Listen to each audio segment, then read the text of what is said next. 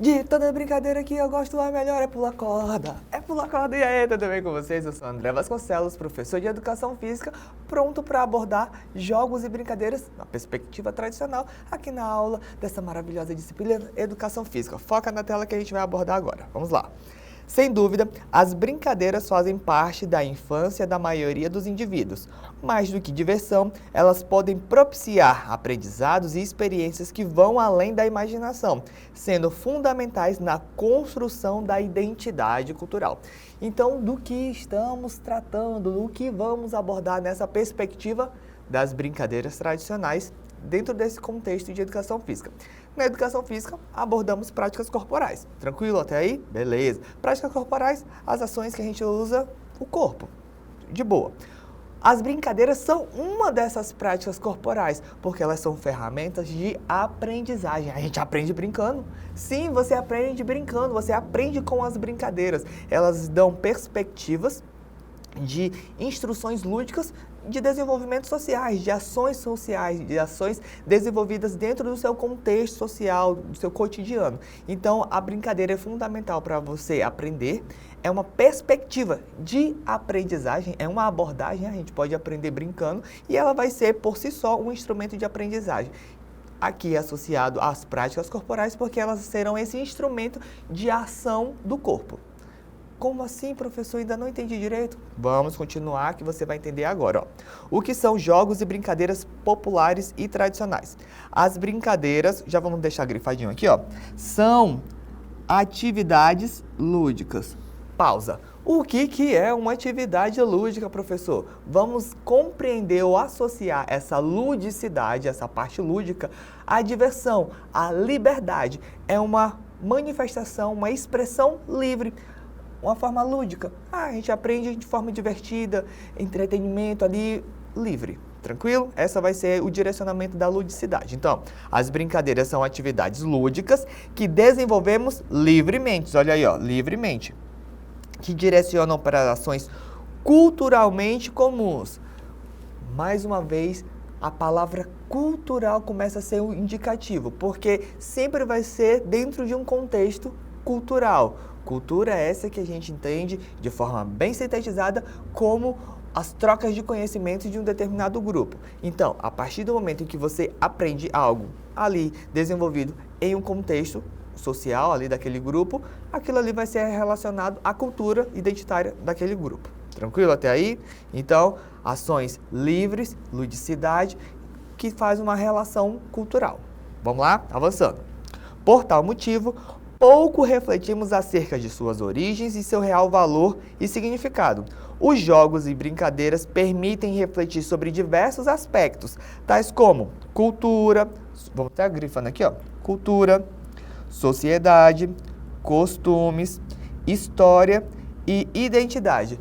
Eu poderia perguntar para você, a sua avó brincava de amarelinha?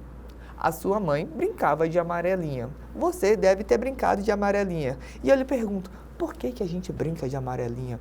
De onde vem essa evolução de todo mundo brincar com a mesma brincadeira? Aí eu lhe pergunto, será que uma pessoa que mora no Japão também brincava de amarelinha?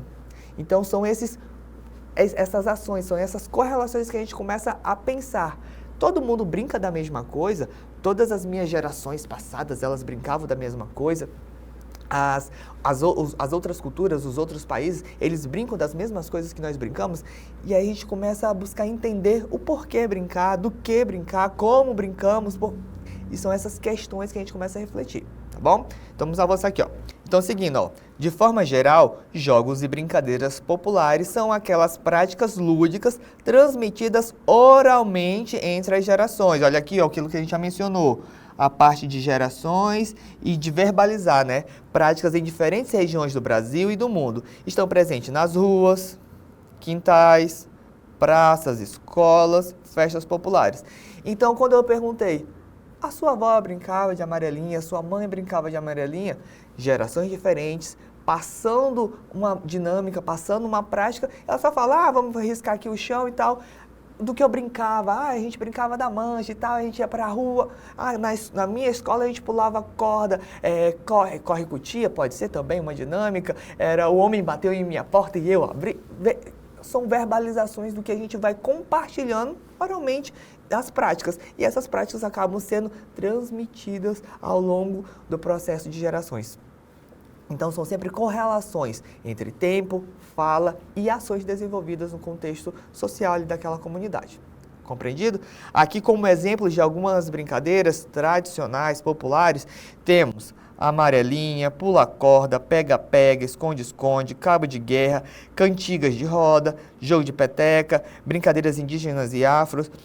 Esse de peteca é interessante a gente já fazer uma associação, porque a gente tem duas vertentes. Tem a peteca bolinha de gude e a peteca que é uma correlação com prática indígena.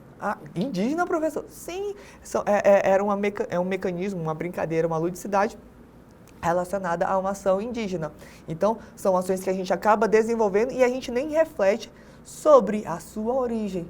Tipo, nossa, eu já desenvolvi aquilo porque faz parte do meu contexto social ali, praticar, brincar, mas eu não consigo nem pensar o porquê eu brincava disso. Você já parou para pensar por que você brincava de boneca ou porque meninos soltam pipas? São reflexões que a gente acaba fazendo dentro de um contexto social. Daqui a pouquinho a gente vai abordar um pouco mais aprofundado, fazer essas questões, mas a princípio é importante entender ludicidade, liberdade, desenvolvimento de diversão, práticas corporais que são desenvolvidas ao longo de gerações que são perpassadas, repassadas pela fala. Tranquilo? Conseguimos compreender mais ou menos aqui origens e falas sobre jogos e brincadeiras tradicionais, né? Então vamos avançar. Aqui, abordando já acerca das raízes culturais do brincar. As brincadeiras de matriz indígena e afro-brasileira fazem parte do patrimônio cultural do Brasil, carregando tradições, saberes e valores coletivos. Então, mais uma vez, a gente está fazendo correlação com as práticas culturais desenvolvidas em um contexto social. Contexto social, esse é aquele que você vivencia. Aqui temos uma correlação social. Brasil, a construção, aí vamos pensar pelas regiões, dentro das regiões temos os estados, dentro dos estados temos as cidades ali divididas nos seus bairros. Então, são correlações do que você vai vivendo no seu cotidiano. E as práticas que são desenvolvidas, a gente não reflete muito, mas ela tem uma origem primária. E essa origem que faz com que a gente entenda de onde somos pertencentes, porque faz parte da nossa identidade, é da nossa construção. E a gente precisa refletir de onde vem essas raízes, por que a gente brinca disso. Tanto que quando eu falei, a gente brincava de peteca, mas você fazia uma associação a entender que aquela brincadeira é de origem indígena, a gente só brinca, mas não entende que aquilo já faz um aceno de onde viemos, para onde iremos e quem somos. São essas correlações importantes a serem feitas, tá bom? Avançando. Entre os povos indígenas, jogos como peteca, corrida com troncos e perna de pau ensinam técnicas que fortalecem vínculos com a natureza e a comunidade. Então, aqui só para você entender, a construção de uma peteca é utilizando os instrumentos ali da natureza. Tem as penas dos pássaros que saem, ou uma folha, faz uma trouxinha ali com algumas cascas. São associações simples, mas relacionadas ali ao contexto do que se vivencia dentro da natureza, tá bom? Avançando. Já as brincadeiras afro-brasileiras, como escravo de Jó, pega-pega e queimada, trazem consigo a herança da resistência, musicalidade e coletividade dos povos africanos. Então veja que até a forma do brincar faz um aceno com as ações vivenciadas ali naquele momento cultural histórico. Por exemplo, as práticas afro-brasileiras, inicialmente fazendo correlação, fazendo aceno ao período escravocrata no Brasil, tinha essa correlação de tipo entender quem eram aqueles povos, a musicalidade ali muito vibrante, porque faz parte da identidade dos povos africanos, então tem toda essa correlação de entender e compreender quem são através das brincadeiras. Então eles conseguiam expressar quem eles eram e o que eles estavam vivenciando, a musicalidade. Então são situações que você consegue identificar e mapear simplesmente brincando, tá bom? Aqui, Ao valorizar as práticas, reconhecemos identidades historicamente marginalizadas e promovemos o respeito à diversidade cultural. Então, a princípio a partir do momento que eu consigo te apresentar essa brincadeira e fazer um aceno, o que ela quer dizer, qual o significado, qual o sentido, porquê e de onde veio, você já, opa, vamos ter um novo olhar, uma nova perspectiva e buscar reconhecer que dentro de uma brincadeira existe um contexto social, um mapeamento, um aceno do que aquilo quer dizer, o que aquilo simboliza. Tudo bem? Vamos avançar um pouquinho, porque você vai começar a entender como a brincadeira faz essa correlação com a prática cidadã e quais seriam essas reflexões que podem ser desenvolvidas por meio do brincar. Ao brincar de forma cooperativa, os estudantes exercitam empatia, aqui são só os elementos que vão ser desenvolvidos pelo brincar, tá? Ó, empatia, autoconhecimento, diálogo e resolução de conflitos, expressão nas diversas linguagens, aí seria corpo, voz, gesto, daqui a pouco a gente vai abordar mais aprofundadamente, combate a preconceitos. Então são habilidades essenciais para a vida em sociedade, uma convivência que respeita os direitos humanos, igualdade. Mas de forma geral, brincando, a gente tem a prática da empatia em que sentido? Se colocar no lugar do outro, se tá equilibrada aquela brincadeira. Então, brincando, naturalmente, a gente começa a buscar se colocar no lugar do outro. Eu sigo a influenciadora e ela brinca de mãe e filha com a criança dela de 3 anos. Normalmente, os papéis se invertem. A mãe se faz de filha da filha. E aí a filha tenta representar quem seria aquela mãe, como é que ela enxerga a mãe dela e quais são as práticas que ela acha pertinentes. E aí ela começa a mãe começa a se portar como uma criança rebelde e petulante. Não é assim, minha filha. Então é uma questão de uma se colocar no lugar da outra e buscar fazer esses acenos de tipo, quem seria eu? Como que seria o ideal? Então são situações de buscar se colocar no lugar do outro através da brincadeira. Autoconhecimento é entender quem eu sou, como eu sou, o que eu quero expressar por meio do brincar. Diálogo, resolução de conflitos, essa dinâmica de se brincar, por exemplo, de mãe e filha, naturalmente é desenvolvido nessa parte de conversar, dialogar, falar, expressar. Então, são situações que, por meio do brincar, a gente consegue expressar e desenvolver e aprimorar dentro da sua formação, dentro da sua construção identitária. Tudo bem? Além da expressão de diversas linguagens, seja no corpo, seja na voz, porque a gente consegue, dentro de determinadas brincadeiras, vai ser uma musiquinha que a gente vai desenvolver, vai cantar, quando eu digo o homem bateu na minha porta, aquilo tem uma musicalidade, corre com tia, na casa da tia, são situações simples do cotidiano, mas que você consegue ir desenvolvendo e aflorando algumas habilidades, seja na gesticulação, por exemplo, a habilidade do pular. Para que eu preciso pular? Algumas situações, o andar, aquilo aprimora a sua habilidade motora, então são situações que você acaba vivenciando e vai aprimorando e aperfeiçoando algumas habilidades que você acaba tendo, tudo bem? Então, enfim, o combate ao preconceito seria um aceno já aos dilemas sociais que a gente vivencia. Por exemplo, eu vou fazer uma pergunta que eu acho que já vai fazer alusão ao próximo tópico, que seria as questões e reflexões, que seria: menino, brinca de boneca, sim ou não? Eu já quero já problematizando aqui. Joga aí, eu quero que você reflita. Menino, brinca de boneca ou não? 5, 4, me diga. Ai, professor, boneca não é coisa de menina? Por que boneca é coisa de menina? Qual é o papel do brincar de boneca dentro de um contexto de construção social? É entender que a partir do momento em que você brinca, você está aprendendo. E é direcionado para que as meninas brinquem de bonecas para que, quando elas se tornarem mães, elas saibam cuidar das crianças. Ah, mas e os pais não cuidam das crianças? Não seria interessante que os meninos também brincassem de boneca para entender como é que se cria uma criança? Porque se um dia ele fosse tornar pai, ele vai ter essa correlação, porque eu já brinquei disso, eu entendi mais ou menos. Então, é a dinâmica do vivenciar e do aceno. E aí, através do brincar de boneca, você consegue fazer um aceno que normalmente é dado a responsabilidade de cuidar das crianças para as meninas, e isso é estimulado desde criança, quando elas brincam de bonecas, mas aos meninos não é estimulada essa prática. É estimulada a prática do vai jogar bola, vai soltar uma pipa, porque são alusões a práticas livres.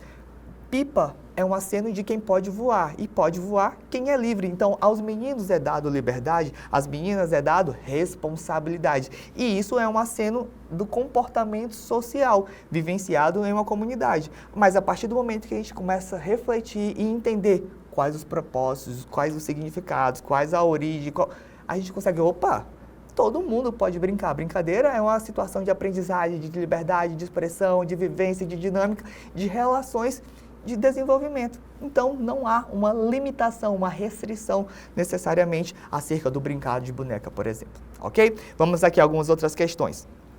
Ao observarmos as brincadeiras, percebemos também relações sociais de poder, quem pode brincar com o quê, quem é sempre o pegador, como as regras são decididas, há espaço para meninos e meninas igualmente, para todas as pessoas com deficiências, a brincadeira indígena e afro estão presentes e são invisibilizadas. Então, são questões que, através do brincar, a gente começa a indagar. Todo mundo pode brincar? Será que essa brincadeira tem alguma restrição? Quais as restrições que a gente pode colocar? Eu acabei não mencionando exatamente sobre os jogos, mas existe diferença entre um brincar e o jogar. O brincar vai ser essa vertente lúdica, livre, vai, se expressa, se manifesta, mas quando eu quero que aquela brincadeira comece a ser delimitada, vamos estabelecer aqui alguns critérios, algumas regras, alguns princípios para a gente seguir.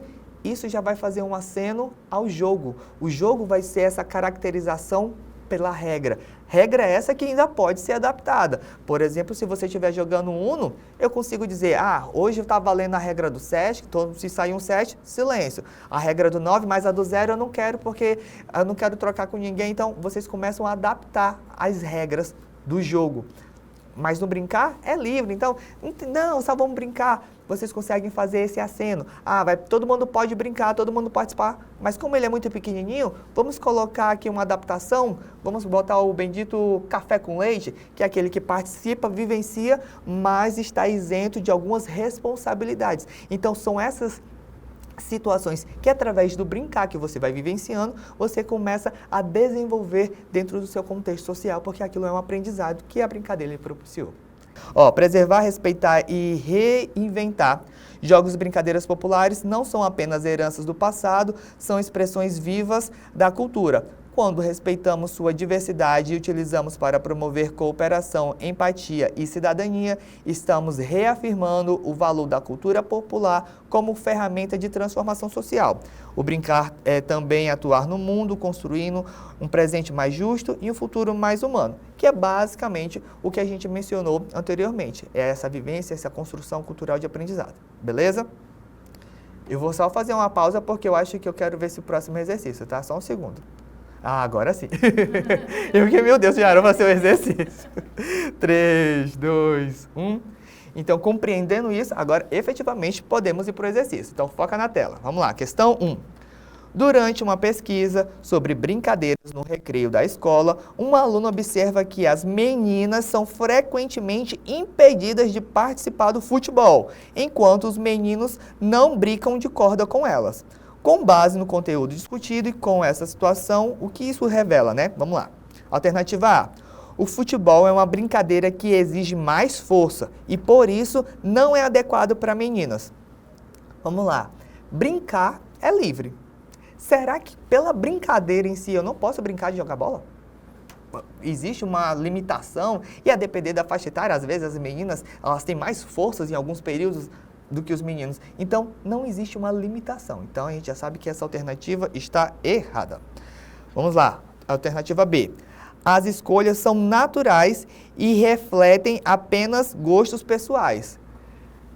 Ela tinha o gosto, mas ela estava sendo impedida. A menina queria brincar de futebol, mas ela não, só o querer dela não estava sendo válido. Porque, não, isso aqui não, é só para os meninos e os meninos não vão pular corda. Então, isso reflete alguma construção ali cultural. Então, acho que essa alternativa está errada também.